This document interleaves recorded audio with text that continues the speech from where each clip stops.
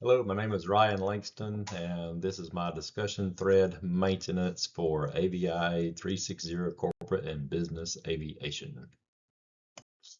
Okay, so for our discussion post this week, we were to compare and contrast the four different companies listed here of JSSI maintenance programs and camp maintenance management, Honeywell MSP, and Pratt& Whitney ESP. All right, something quick about each of the companies. Honeywell Aerospace for flight, then, now, and always. They're an all-encompassing maintenance program. They can cover everything from the engines to the airframe to the APUs and aeronautics in an aircraft.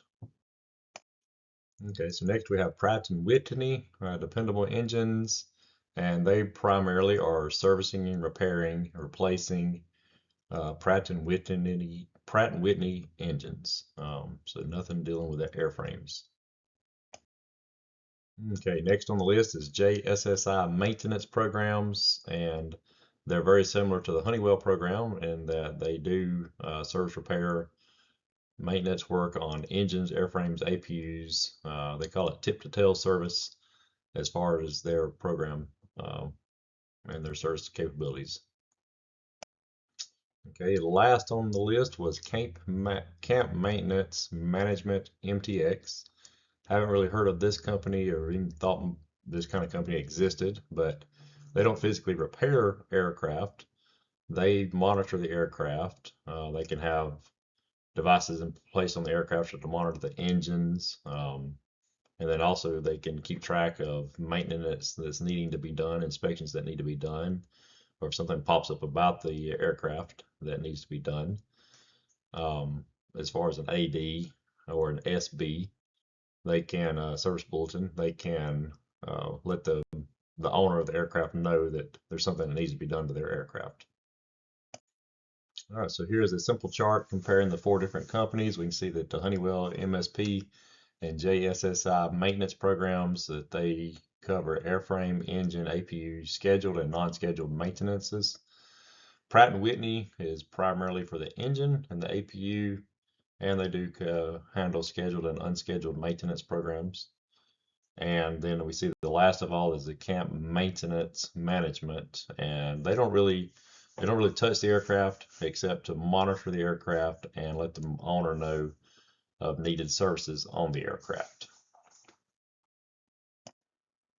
All right, considering my fictitious company, I chose this week for the contract or in-house maintenance, and actually both for the fictitious company.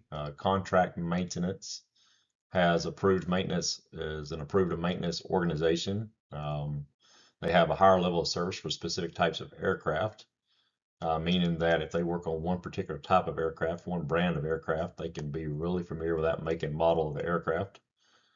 They have a faster service because there could be more personnel to work on it. So they might be, that's what they do. They're all day, every day, they're repairing aircraft.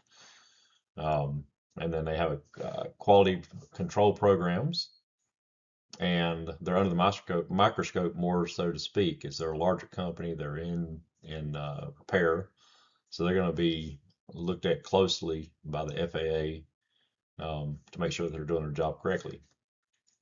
In-house maintenance, I would choose an in-house maintenance as well for the aircraft. For the smaller projects, as it listed in our book, they could be close to our home airport instead of having to physically bring the aircraft to a faraway destination every time it needed to be repaired or serviced. They could just do simple maintenance on it. And it was also recommended that the technician go with the aircraft when it does go to a contract maintenance, which could help save time and money on the repair of the aircraft. Okay, so our biblical integration into this week's discussion post, Colossians 3:23 and 24. In the King James Bible says, "And whatsoever you do, do it heartily, as to the Lord, and not unto men, knowing that of the Lord ye shall receive the reward of the inheritance, for ye serve the Lord Christ." So this verse reminds me of both attention to detail and excellence.